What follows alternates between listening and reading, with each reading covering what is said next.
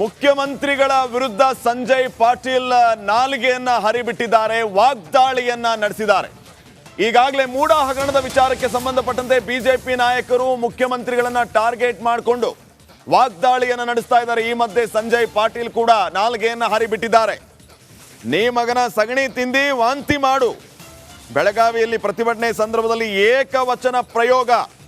ಸಿದ್ದರಾಮಯ್ಯ ರಾಜೀನಾಮೆ ನೀಡಬೇಕು ಅಂತ ಒತ್ತಾಯಿಸಿದ್ದಲ್ಲದೆ ಐವೋನ್ ಡಿಸೋಜಾ ವಿರುದ್ಧವೂ ಕೂಡ ಸಂಜಯ್ ಪಾಟೀಲ್ ವಾಗ್ದಾಳಿಯನ್ನ ನಡೆಸಿದ್ದಾರೆ. ನ್ಯಾಯ ವ್ಯವಸ್ಥೆ ಇದೆ, ಸಂವಿಧಾನದಲ್ಲಿ ಏನೇನು ಮಾಡ್ಬೇಕಂತಿದೆ ಮಾಡ್ರಿ ಅಲ್ಲ, ಯಾರು ಬಿಟ್ಟು ಬೇಡ ಅಂದಾರ. ಆದ್ರೆ ಈಗ ಯಾಕೆ ಮತ್ ನೀವು ಸಿಕ್ಕಿದ ಮೇಲೆ ಅಂದ್ರೆ 4 ಕಲ್ಲು ಇದೇನು, ಆಮೇಲೆ ಮತ್ತೊಬ್ಬ ಕಲ್ಲು ಹುಡುಕ್ಯಾಡೋದ. ಮಗನ ನೀ ಸಗಣಿ ತಿಂದಿದಿ, ಅದು ಮೊದಲು ಅಂತಿ ಮಾಡ, ಆಮೇಲೆ ಮತ್ತೊಬ್ಬರ ಕಡೆ ಬರೋ ಮಾಡ. ಈ ವ್ಯವಸ್ಥೆ ಇದೆ. ಯಡಿಯೂರಪ್ಪ ಅವರು ಮುಖ್ಯಮಂತ್ರಿ ಇದ್ದಾಗ ಜೈಲ್ಗೆ ಹೋಗಿ ಬಂದ್ರಲ್ವಾ, ಆಳಿಗೆ ಭಾಳ ಕುಂದು ಮಾತಾಡ್ಕತ್ತಿದ್ದೆ, ಡಾನ್ಸ್ ಮಾಡಿ, ರಾಕ್ ಡಾನ್ಸ್ ಮಾಡಿ. ಈಗ ಯಾಕೆ ಈಗ ನಿನ್ನ ಮೇಲೆ ಬಂತು, ಸ್ವಂತ ಮೇಲೆ ಬಂತು ಅಂದಮೇಲೆ ಅವ್ರು ಹಿಂಗೆ ಇವ್ರು ಹಂಗೆ ಅಲ್ಲ. ಮೊದಲು ನೀ ಏನಿದೆ ಹೇಳ, ನ್ಯಾಯ ವ್ಯವಸ್ಥೆ ಇದೆ, ಸಂವಿಧಾನದಲ್ಲಿ ಏನೇನು ಮಾಡ್ಬೇಕಂತಿದೆ ಮಾಡ್ರಿ ಅಲ್ಲ, ಯಾರು ಬಿಟ್ಟು ಬೇಡ ಅಂದಾರ.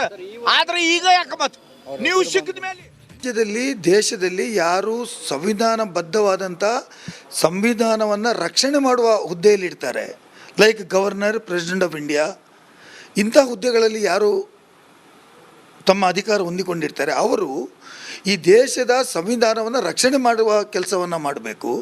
ಅವರೇ ಕಾನೂನಿಗೆ ವಿರುದ್ಧವಾಗಿ ಏನಾದರೂ ತೀರ್ಮಾನ ತೆಗೆದುಕೊಂಡ್ರೆ ಬಾಂಗ್ಲಾದೇಶದಲ್ಲಿ ಆಗಿರ್ತಕ್ಕಂಥ ಘಟನೆಗಳನ್ನು ನಮಗೆ ನೆನಪು ಕೊಡಬೇಕಾಗ್ತದೆ ಅಂತ ನಾನು ಹೇಳಿದ್ದೇನೆ. ನಾನು ಹೇಳಿದ್ದು ಅಂಥ ಒಂದು ಉದಾಹರಣೆಯಾಗಿ ಹೇಳಿದ್ದೆ ಹೊರತು, ಮತ್ತು ಆದ ಘಟನೆಯೇ ಹೇಳಿದ್ದೇನೆ ಹೊರತು ಹಾಗೆ ಮಾಡ್ತೇವೆ ಹೀಗೆ ಮಾಡ್ತೇವೆ ನೀವು ಹೇಳಿದ್ರೆ ನುಗ್ಗುತ್ತೇವೆ, there is not our point. ನುಗ್ಗುವಂಥ ಪ್ರಶ್ನೆನೇ ಇಲ್ಲ, ನುಗ್ಗುವ ಪ್ರಶ್ನೆಯಲ್ಲಿ ಬರ್ತದೆ. ಈಗ ನೀವು ಬಾಂಗ್ಲಾದೇಶದ ಘಟನೆ ಸಂಬಂಧಪಟ್ಟಂತೆ ಹೇಳಿದರೆ ಅದು ಅಷ್ಟೊಂದು ವಿವಾದ ಆಗ್ತಾ ಇರಲಿಲ್ಲ. ಆದರೆ ರಾಜ್ಯಪಾಲರ ತೆಗೆದುಕೊಂಡು ನಿರ್ಣಯ ಹಿನ್ನೆಲೆಯಲ್ಲಿ ಬಾಂಗ್ಲಾದೇಶದ ಮಾದರಿಯಲ್ಲಿ ದಾಳಿ ಮಾಡ್ತೀವಿ ಅಂತೇಳಿ, ದಾಳಿ ಅನ್ನೋ ಪದ ತಮ್ಮ ಬಾಯಲ್ಲಿ ಬಂದಿದೆಯೋ ಇಲ್ವೋ? ನಾನು ದಾಳಿ ಮಾಡ್ತೇವೆ ಅಂತ ಹೇಳೋದನ್ನು ದಾಳಿ ಆಗುವಂಥ ವಿಚಾರಗಳು ಇರಬಹುದು ಅಂತ ಹೇಳಿದೆ. ಆ ದಿವಸ ಅಂದರೆ ಅಲ್ಲಿ ಹೇಗೆ ದಾಳಿ ಆಯಿತೋ ಅದೇ ರೀತಿ ದಾಳಿ ಆಗತಕ್ಕಂಥ ಸನ್ನಿವೇಶವನ್ನು ನಿರ್ಮಾಣ ಮಾಡಬೇಡಿ. ಇದಕ್ಕೆ ಏನಾದರೂ ಸನ್ನಿವೇಶಗಳು ಆದರೆ ಕೇಂದ್ರ ಮತ್ತು ರಾಜ್ಯಪಾಲರ ಕಚೇರಿ ಅದಕ್ಕೆ ನೀರು ಬತ್ತು ಇಲ್ಲ ಅಂದ್ರೆ ಬೈತಾರೆ, ಉಗಿತಾರೆ, ಫೋನ್ ಮಾಡ್ತಾರೆ, ಎಲ್ಲ ವಾಟ್ಸಪ್ಪಲ್ಲಿ ಮೆಸೇಜ್ ಹಾಕ್ಬಿಡ್ತಾರೆ. ಎಷ್ಟು ಕಷ್ಟ ಆಗಿದೆ ಅನ್ನೋದು ಅವ್ರಿಗೆಲ್ಲ ಅರಿವಿದೆ. ಬಿಲ್ ಕಟ್ಟೋರು ಕಟ್ತಾರೆ, ಕಟ್ತಿದ್ದವ್ರು ಇರ್ತಾರೆ. ನೋಡೋಣ, ನನಗೆ ಮೀಡಿಯಾವ್ರಾರು ಬೈಲಿ, ಯಾರು ಬೈಲಿ, ವಿರೋಧ ಪಾರ್ಟಿಯವ್ರಾರು ಬೈಲಿ, ನಾನಂತೂ ನೀರು ಬೆಲೆ ಹೇರಿಸೋನೆ ಇರೋ ವಿಚಾರ ಹೇಳ್ತೇನೆ. ಇಲ್ಲಾಂದರೆ ನೀವು ಬದುಕೋಕ್ಕಾಗಲ್ಲ, ಕಂಪ್ನಿ ಉಳಿಯಲ್ಲ, ಬೀದರ್ ಬೇಸ್ವಿ ಉಳಿಯಲ್ಲ. ಇದಕ್ಕೆ ನಾನು ಬದ್ಧನಾಗಿದ್ದೇನೆ. ಚರ್ಚೆ ಮಾಡಲಿ, ಧರಣಿ ಮಾಡಲಿ, ಬೈಲಿ, ಏನು ಬೇಕಿಲ್ಲ. ಅಂದ್ರೆ ನಿಷ್ಪಕ್ಷಪಾತ ತನಿಖೆ ಎಷ್ಟು ಮಟ್ಟಿಗೆ ಬರುತ್ತೋ ಗೊತ್ತಿಲ್ಲ. ಅದು ಲೋಕಾಯುಕ್ತ ಅಧಿಕಾರಿಗಳಿಗೆ ಬಿಟ್ಟಂತ ವಿಚಾರ. ಶ್ರೀಪಾದ್ ಪಾಟೀಲ್ ಸತತ 1 ಗಂಟೆಯಿಂದ ಈಗ ಲೋಕಾಯುಕ್ತ ಅಧಿಕಾರಿಗಳು ಈ DK ಶಿವಕುಮಾರ್ ಅವರನ್ನ ತನಿಖೆಯನ್ನ ನಡೆಸ್ತಾ ಇದ್ದಾರೆ. ಓಕೆ, ಥ್ಯಾಂಕ್ ಯು ನಿಕೇಶ್ ಮಾಹಿತಿಗಾಗಿ. ಸಚ್ಚಿದಾನಂದ ಆಗಮಿಸಿದ್ದಾರೆ. ಇದೇ ಮೊದಲ ಬಾರಿಗೆ ರಚಿತಾ ರಾಮ್ ದರ್ಶನ್ ಅವರನ್ನ ಭೇಟಿ ಆಗ್ತಾ ಇರೋದು. ನಮಗೆಲ್ಲ ಗೊತ್ತಿರುವ ಹಾಗೆ ರಚಿತಾ ರಾಮ್ ದರ್ಶನ್ ಜೈಲು ಸೇರಿದ ನಂತರ ಒಂದು ಎಕ್ಸ್ ಖಾತೆಯಲ್ಲಿ ಪೋಸ್ಟನ್ನು ಮಾಡಿರ್ತಾರೆ. ದರ್ಶನ್ ನಮ್ಮ ಗುರುಗಳು, ಅವರು ತಪ್ಪು ಮಾಡಿಲ್ಲ ಅನ್ನುವಂಥದ್ದು ನಮ್ಮ ಭಾವನೆ. ಇನ್ನು ತಪ್ಪು ಮಾಡಿದವರಿಗೆ ಶಿಕ್ಷೆ ಆಗಬೇಕು ಅನ್ನೋದು ನಮ್ಮ ಒಮ್ಮತದ ವಿಚಾರ.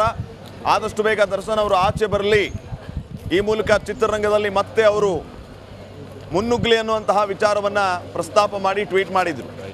ಈಗ ಸದ್ಯಕ್ಕೆ ಈ ಎಲ್ಲ ಬೆಳವಣಿಗೆ ಆದ ನಂತರ ಫಸ್ಟ್ ಟೈಮ್ ರಚಿತಾ ರಾಮ್ ಪರಪ್ಪನ ಅಗ್ರಹಾರಕ್ಕೆ ಬಂದಿದ್ದಾರೆ ದರ್ಶನ್ ಭೇಟಿಗಾಗಿ. ತಮ್ಮ ಗುರುಗಳ ಭೇಟಿಯಾಗಿ ರಚಿತಾ ರಾಮ್ ಪರಪ್ಪನ ಅಗ್ರಹಾರಕ್ಕೆ ಬಂದಿರೋದು. ಇಂಡವಾಳು ಸಚ್ಚಿದಾನಂದ ಜೊತೆಗೆ ರಚಿತಾ ರಾಮ್ ಆಗಮಿಸಿದ್ದಾರೆ. ಎಲ್ಲ ವಿಚಾರಗಳಿಗೆ ಸಂಬಂಧಪಟ್ಟಂತೆ ಇನ್ನಷ್ಟು ಮಾಹಿತಿಯನ್ನ ನೀಡ್ತಾರೆ ಪ್ರತಿನಿಧಿ ನವೀನ್. ಈಗ ನೇರ ಸಂಪರ್ಕದಲ್ಲಿ ಜಾಯ್ನ್ ಆಗ್ತಾ ಇದ್ದಾರೆ. ನವೀನ್, ಗಮನಿಸ್ತಾ ಇದ್ದೀವಿ ರಚಿತಾ ರಾಮ್ ಇವತ್ತು ಪರಪ್ಪನ ಅಗ್ರಹಾರಕ್ಕೆ ಬಂದು ದರ್ಶನ್ ಭೇಟಿ ಆಗಿರುವಂಥದ್ದು, ದರ್ಶನ್ ಭೇಟಿಗಾಗಿ ಬಂದಿರೋದು. ಯಾರೆಲ್ಲ ರಚಿತಾ ರಾಮ್ಗೆ ಸಾಥ್ ಕೊಟ್ಟಿದ್ದಾರೆ, ಏನೆಲ್ಲ ಅಪ್ಡೇಟ್ಸ್ ಕೊಡ್ತೀರಿ ಈ ಬಗ್ಗೆ?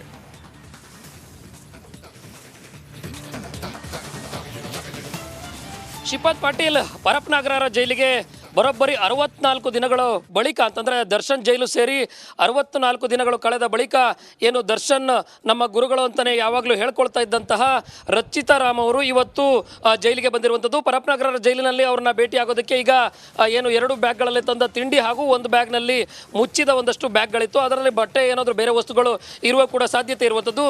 ಜೊತೆಗೆ ಏನು KRIDL ಮಾಜಿ ಅಧ್ಯಕ್ಷ ರುದ್ರೇಶ್ ಅವರು ಅಂದರೆ ಬಿಜೆಪಿ ಮುಖಂಡ ರುದ್ರೇಶ್ ಮತ್ತು ಏನು ಇಂಡುವಾಳು ಸಚ್ಚಿದಾನಂದ್ ಕೂಡ ಜೈಲಿನ ಒಳಗಡೆ ಹೋಗಿರುವಂಥದ್ದು. ಇನ್ನೇನು ಕೆಲವೇ ಹೊತ್ತಿನಲ್ಲಿ ಜೈಲಿನ ಒಳಗಡೆ ಇದ್ದರೆ ಈಗ ಊಟದ ಸಮಯ ಆಗಿರೋದ್ರಿಂದಾಗಿ ಅಲ್ಲಿ ಅಧಿಕಾರಿಗಳೆಲ್ಲರೂ ಕೂಡ ಅಂದರೆ ಜೈಲಿನ ಒಳಗಡೆ ಬಿಡುವಂತಹ ಅಧಿಕಾರಿಗಳು ಮತ್ತು ಸಿಬ್ಬಂದಿಗಳು ಹೊರಗಡೆ ಹೋಗಿರೋದ್ರಿಂದಾಗಿ ಕೆಲವೇ ಹೊತ್ತಿನಲ್ಲಿ ಅವರನ್ನ ಭೇಟಿಗೆ ಕೂಡ ಹೋಗ್ತಾರೆ. ಈಗಾಗಲೇ ಜೈಲಿನ ತಪಾಸಣೆಯ ಘಟಕದಿಂದ ನೇರವಾಗಿ ಅವರ ಕಾರನ್ನು ಕೂಡ ಒಳಗಡೆ ಬಿಡಲಾಗಿತ್ತು. ನಟಿ ಆಗಿರೋದ್ರಿಂದಾಗಿ ಸುರಕ್ಷತೆಯ ದೃಷ್ಟಿಯಿಂದ ಕಾರನ್ನು ಕೂಡ ಒಳಗಡೆ ಬಿಟ್ಟಿದ್ದಾರೆ. ಜೊತೆಗೆ 3 ಕಾರುಗಳಲ್ಲಿ ಏನು ರುದ್ರೇಶು ಮತ್ತು ಸಚ್ಚಿದಾನಂದ ಮತ್ತು ಏನು ನಟಿ ಸೇರಿದಂತೆ ಈಗ ಬೇರೆ ಬೇರೆ ಅವರ ಸ್ನೇಹಿತರು ಕೂಡ ಒಟ್ಟು 9 ಜನರಲ್ಲಿ 8 ಜನರಿಗೆ ಒಳಗಡೆ ಹೋಗೋದಕ್ಕೆ ಅವಕಾಶವನ್ನು ಕಲ್ಪಿಸಿಕೊಡುವ ಸಾಧ್ಯತೆಯು ಕೂಡ ಹೆಚ್ಚಾಗಿರುತ್ತೆ. ಈಗಾಗಲೇ ಜೈಲಿನಲ್ಲಿ ಅವರನ್ನ ಭೇಟಿ ಆಗೋದಕ್ಕೆ ಏನು ಅಲ್ಲಿ ಹೊರಗಡೆ ಪ್ರೊಸೀಜರ್ಗಳನ್ನು ಏನು ಆಧಾರ್ ಕಾರ್ಡ್ ಸೇರಿದಂತೆ ಅವರ ಚೆಹರೆ ಇರುವಂಥ ಒಂದಷ್ಟು ದಾಖಲೆಗಳನ್ನು ಒಳಗಡೆ ಪಡೀತಾರೆ. ಆ ಒಂದು ಇಂಟರ್ವ್ಯೂ ಸೆಂಟರ್ನಲ್ಲಿ ಈಗಾಗಲೇ ದಾಖಲೆಗಳನ್ನು ಕೊಟ್ಟು ನಟಿ ರಚಿತಾ ರಾಮ್ ಅವರು ಜೈಲಿನ ಒಳಗಡೆ ಹೋಗಿರುವಂಥದ್ದು. ಕೆಲವೇ ಹೊತ್ತಿನಲ್ಲಿ ದರ್ಶನನ್ನು ಕೂಡ ಭೇಟಿ ಆಗ್ತಾರೆ. ಈಗಾಗಲೇ ಹೊರಗಡೆ ಇದ್ದಾಗಲೂ ಕೂಡ ಒಂದಷ್ಟು ಮಾತುಗಳನ್ನು ಸಾಮಾಜಿಕ ಜಾಲತಾಣದಲ್ಲಿ ನಟಿ ರಚಿತಾ ರಾಮ್ ಅವರು ಹೇಳ್ಕೊಂಡಿದ್ರು. ಅವರು ಕಾನೂನಿನಲ್ಲಿ ತಪ್ಪು ಮಾಡಿರುವ ಸಾಧ್ಯತೆಗಳು ತುಂಬ ಕಡಿಮೆ ಇದೆ, ಆದರೆ ತಪ್ಪು ಮಾಡಿದರೆ ಶಿಕ್ಷೆ ಆಗಬೇಕು, ಆದರೆ ಅವರು ತಪ್ಪು ಮಾಡಿರೋದು ಸಾಧ್ಯತೆಗಳು ಬಹುತೇಕ ಕಡಿಮೆ ಅನ್ನೋ ಒಂದಷ್ಟು ಮಾತುಗಳನ್ನ ಕೂಡ ಹೇಳಿದ್ರು. ಅವರು ನನಗೆ ಗುರು ಅಂತ ಕೂಡ ಹೇಳ್ಕೊಂಡಿದ್ರು. ಸಂಪರ್ಕದಲ್ಲಿ ಮತ್ತೊಂದು ಬ್ರೇಕಿಂಗ್ ಅಪ್ಡೇಟ್ ಲಭ್ಯ ಆಗ್ತಾ ಇದೆ, ನೋಡೋಣ. ನಮಸ್ಕಾರ, ರಿಪಬ್ಲಿಕ್ ಕನ್ನಡ ನ್ಯೂಸ್ಗೆ ಸ್ವಾಗತ. ನಾನು ಶ್ರೀಪಾದ್ ಪಾಟೀಲ್. ಈಗಾಗಲೇ ಪರಪ್ಪನ ಅಗ್ರಹಾರವನ್ನ ಸೇರಿರುವ ಡಿ ಗ್ಯಾಂಗ್ ಬರೋಬ್ಬರಿ 2 ತಿಂಗಳವನ್ನ ಕಳೆದಾಗಿದೆ. ಈ ಮಧ್ಯೆ ಯಾರಾದ್ರೂ ಬೇಲ್ ಅರ್ಜಿ ಹಾಕ್ಲಿ ಬಿಡ್ಲಿ, ನಾನಂತೂ ಬೇಲ್ಗೆ ಅರ್ಜಿ ಸಲ್ಲಿಸ್ತೀನಿ ಅಂತ ಪವಿತ್ರ ಗೌಡ ಜಾಮೀನು ಅರ್ಜಿಯನ್ನ ಸಲ್ಲಿಸಿದ್ದಾಯ್ತು. ಈಗ ಜಾಮೀನು ಅರ್ಜಿ ವಿಚಾರಣೆಯನ್ನ ಮುಂದೂಡಲಾಗಿದೆ. ಬೇಲ್ ನಿರೀಕ್ಷೆಯಲ್ಲಿದ್ದಂತಹ ಪವಿತ್ರ ಗೌಡಗೆ ಶಾಕ್. ಮಂಗಳವಾರಕ್ಕೆ ಪವಿತ್ರ ಅರ್ಜಿ ವಿಚಾರಣೆಯನ್ನ ಮುಂದೂಡಲಾಗಿದೆ. ಇವತ್ತು ವಿಚಾರಣೆಯನ್ನ ಎತ್ಕೊಂಡಿದ್ದಂತಹ ನ್ಯಾಯಾಲಯ ಅರ್ಜಿ ವಿಚಾರಣೆಯನ್ನ ಮಂಗಳವಾರಕ್ಕೆ ಮುಂದೂಡಿದೆ. ಈ ಮೂಲಕ ಬೇಲ್ಗಾಗಿ ಅರ್ಜಿ ಸಲ್ಲಿಸಿದ್ದ ಪವಿತ್ರಗೆ ಶಾಕ್ ನೀಡಿದೆ ನ್ಯಾಯಾಲಯ. ಪವಿತ್ರ ಬೇಲ್ ಅರ್ಜಿ ವಿಚಾರಣೆಯನ್ನ ಮುಂದೂಡಲಾಗಿದೆ. ಅಂದರೆ ಬರುವ ಮಂಗಳವಾರಕ್ಕೆ ಪವಿತ್ರ ಗೌಡ ಅರ್ಜಿ ವಿಚಾರಣೆಯನ್ನ ಮುಂದೂಡಲಾಗಿದೆ. ರೇಣುಕಸ್ವಾಮಿ ಹತ್ಯೆ ಕೇಸ್ನಲ್ಲಿ A1 ಆರೋಪಿಯಾಗಿರುವಂತಹ ಪವಿತ್ರ ಗೌಡ ಜಾಮೀನಿಗಾಗಿ ಅರ್ಜಿಯನ್ನ ಸಲ್ಲಿಸಲಾಗಿತ್ತು. ಇವತ್ತು ವಿಚಾರಣೆಗೂ ಕೂಡ ಬಂದಿತ್ತು. ಆದರೆ ಈಗ ಮಂಗಳವಾರಕ್ಕೆ ಪವಿತ್ರ ಜಾಮೀನು ಅರ್ಜಿ ವಿಚಾರಣೆಯನ್ನ ನ್ಯಾಯಾಲಯ ಮುಂದೂಡಿದೆ. ಈ ಮೂಲಕ ಜಾಮೀನು ನಿರೀಕ್ಷೆಯಲ್ಲಿದ್ದಂತಹ ಪವಿತ್ರ ಗೌಡಗೆ ಶಾಕ್ ಎದುರಾಗಿದೆ.